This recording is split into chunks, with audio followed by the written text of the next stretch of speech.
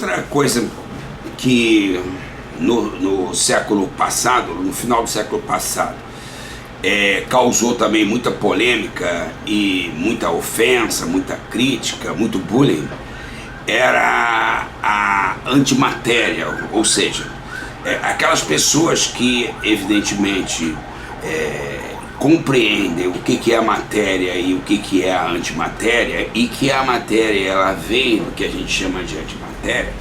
Elas sofriam terrivelmente na nossa sociedade, principalmente, entre aspas, na sociedade científica, com as explicações que nós dávamos para o funcionamento do ser humano e o funcionamento do DNA.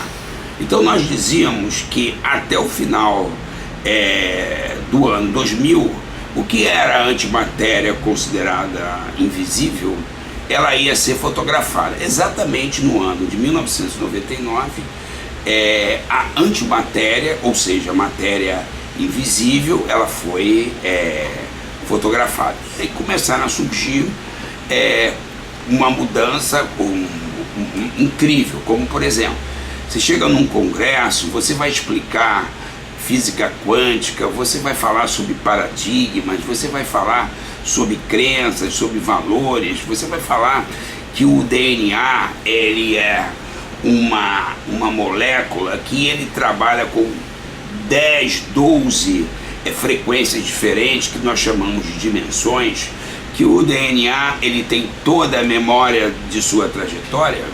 As pessoas levantam, as pessoas me ofendem, as pessoas saem de perto e colocam apelido. Eu mesmo prescrevo até hoje ovo caipira com 2 gramas de vitamina C, foi o Dr. Hélio Pova que me ensinou.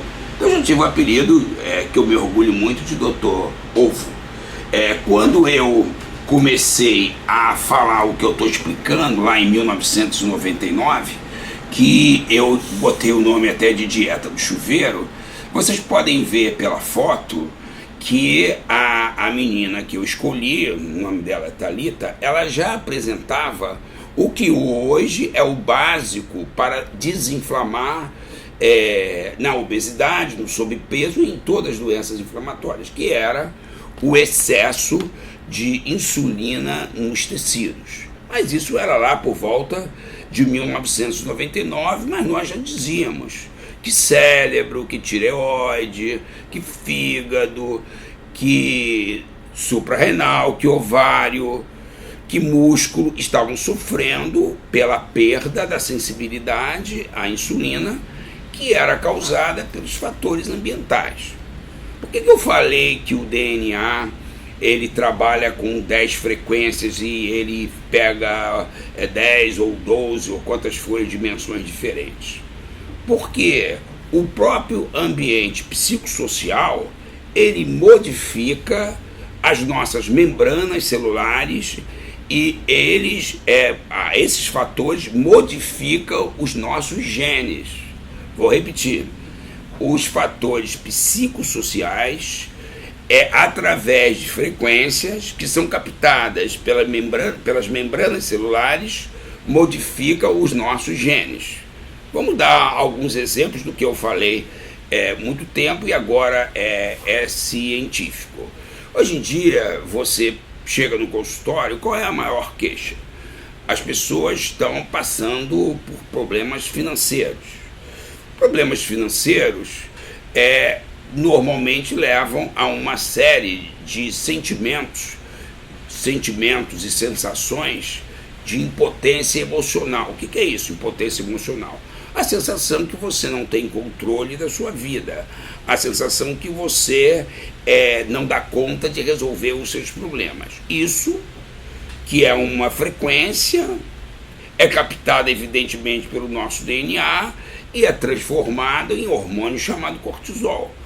O hormônio cortisol, que aparece nas situações de luta e fuga, e falta de sensação de segurança, falta de sensação de potência, falta da sensação de poder e outras coisas que são causadas pelos problemas econômicos, vão mexer nas membranas celulares, vão mexer nos nossos genes e vão alterar o nosso organismo. Eu sempre disse que lá na Grécia, depois que eles ficaram sem dinheiro, a obesidade começou a disparar.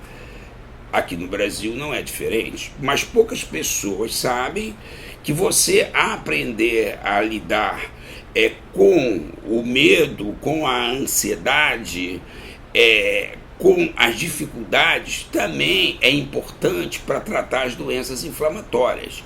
E quando a gente ensina ou procura explicar quais são os recursos, as pessoas não têm a fixação dessas soluções, porque o próprio cérebro já não está funcionando bem pelos problemas inflamatórios que estão acontecendo no cérebro. Exemplo, as pessoas elas sofrem de ansiedade. O que é a ansiedade? É uma sensação, é um sentimento, é uma percepção que ela está muito preocupada com alguma coisa que vai acontecer no futuro. Isso é ansiedade. Então, nós só conseguimos respirar, nós só conseguimos viver no presente. Mas a pessoa começa a produzir sensações, sentimentos, pensamentos, não de presente, de futuro. Não sensações ligadas à respiração, mas dissociadas do corpo. Evidentemente, isso gera uma tensão, gera um desequilíbrio hormonal, gera doenças. Então, hoje em dia, a gente tem as ansiedades, nós temos o pensamento acelerado. Normalmente, nós deveríamos pensar muito menos, porque os pensamentos, na maioria das vezes, são todos repetidos e pobres, pensamentos de não muita qualidade, e pensamentos que são produzidos e repetidos e que tiram a pessoa da sinalização do seu corpo. Então, a pessoa acaba de comer e ela levanta com a sensação de que está com fome. Ela não está com fome de comida. Se ela acabou de comer, não está com fome de comida. Mas como ela está perdendo a sensação de sinalização, ela não entende que ela pode estar com fome de carinho, ela está com fome de lazer, ela está com fome de carícia, de uma boa conversa, ela está com fome de ter algum controle da sua vida, ela está com fome de alguma coisa que dê prazer sem culpa. Mas como ela está pensando rápido e não tem reflexo e consciência sobre seus pensamentos, ela vai abrir a geladeira e vai comer, e depois vai ficar repetindo sem parar que não consegue controlar a fome, que não consegue controlar a ansiedade. É possível, claro, é fácil dizer que você não consegue, porque para você conseguir, você vai ter que ter trabalho. E numa sociedade impulsiva, compulsiva, as pessoas não querem trabalho, elas querem mágica, elas querem uma cirurgia, elas querem um balão, elas querem uma dieta. Agora, não entendem que para tratar doença inflamatória, principalmente obesidade, sobrepeso, tem que mudar o estilo de vida. Então, o inimigo, ansiedade, pensamento acelerado e medo. Medo sim, medo de não ser aceito, medo de não pagar as contas, medo de não ser querido, medo de ficar pobre, medo de ficar desempregado, medo que aconteça algo ruim com a família. Isso, no nosso dia a dia, é a coisa mais frequente que desequilibra os hormônios. E isso não pode ser tratado com mágica.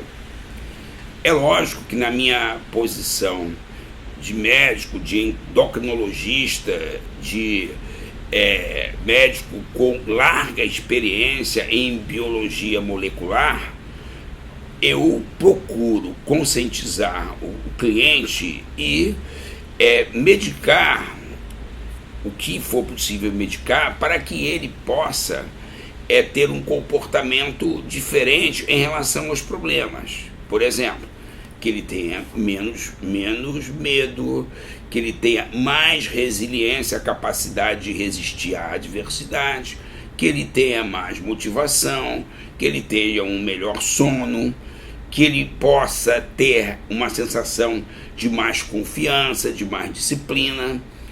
Então, no início, é fundamental você, conhecendo o paciente e a sua história, as causas do seu desequilíbrio, aí você medicar. Medicar para você facilitar que ele mude o comportamento. Porque uma das maiores loucuras que eu conheço é a pessoa querer resultados diferentes fazendo a mesma coisa.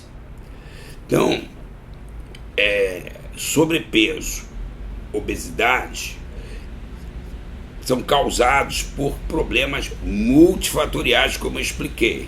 Problemas biológicos, problemas ambientais, problemas sociais, problemas psicossociais, problemas existenciais e também problemas espirituais, que quando a gente fala em espiritual, nós estamos falando de frequências mais finas e pensamento mais alto na hierarquia de sistema de valores, né? Depois disso tudo, a dificuldade que a gente tem é que as pessoas comecem a absorver técnicas simples para que elas possam modificar a sua respiração, a sua concentração e abrir a capacidade de aprender. Então, resumindo, no passado não se acreditava em antimatéria, passou o tempo, a antimatéria foi demonstrada, virou o século, já se sabe que o DNA é uma molécula que trabalha em inúmeras dimensões, que ele tem toda a memória, mas isso também não pertence ao sistema de crenças da maioria das pessoas. E por que eu estou falando isso? Para as pessoas entenderem que se o ambiente está ruim, se o ambiente que nós vivemos está ruim, isso também interfere no seu DNA. Como? Ele vai mudando, ele vai encolhendo, ele vai esticando. Mas que se você conseguir aprender técnicas que você entenda que de dentro para fora você pode controlar o que é seu, mas você não pode controlar o que é fora, aí o seu DNA ele começa a agir como você pensa, como você sente, como você fala. Mas eu pergunto a vocês, isso é ensinado para a população? Você vai ao seu médico, aí o seu médico explica isso? Isso passa nos programas de grande audiência da televisão? Isso é ensinado nas escolas? Isso é ensinado nas nossas universidades? Não. Então vocês estão entendendo por que existe um movimento chamado Desinflama Brasil, que é um movimento da sociedade para a sociedade, para que a gente possa levar as informações de qualidade para que a pessoa possa conscientemente mudar o seu estilo de vida. Porque a gente só reconhece aquilo que a gente conhece. Agora mesmo estava falando com um cliente que ele toma um anabolizante via oral. E ele toma o anabolizante sem nenhuma consciência que ele pode, depois de tomar o anabolizante, sofrer uma colestase hepática. De uma hora para outra, ele sofreu uma cirrose e uma insuficiência hepática, cuja solução vai ser arrumar um fígado e transplantar. Como tem uma fila enorme de fígados para serem transplantados, ele vai, evidentemente, morrer.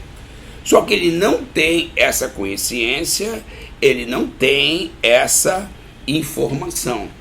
Agora, se ele soubesse que daqui a algum tempo já vai existir aquela substância que pode ser usada pela pele, e aí não vai ter esse risco, aí ele teria um outro resultado. Mas se você não tem a informação, se você não tem o conhecimento, você não reconhece. Tudo que eu estou falando aqui, dificilmente você ouviu do seu médico, dificilmente você ouviu nos programas de televisão que você ouve. Por isso, a importância desse congresso, de levar até vocês informações de qualidade para vocês mudarem o estilo de vida.